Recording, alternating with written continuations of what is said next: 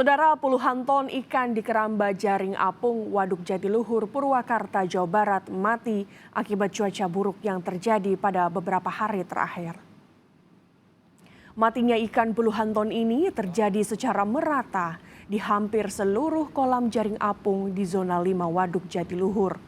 Petani ikan berupaya melakukan panen dini meski ikan sudah dalam kondisi mati dan sebagian sudah dalam kondisi parah.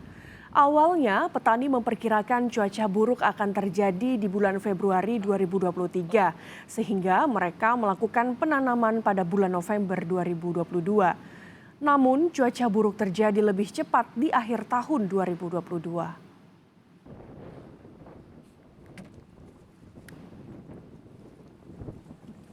Ada sekitar semingguan, minggu, jadi air dingin gitu kan.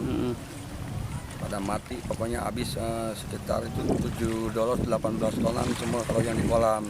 Kalau yang dibawa cuma buat yang terbawa aja gitu kan.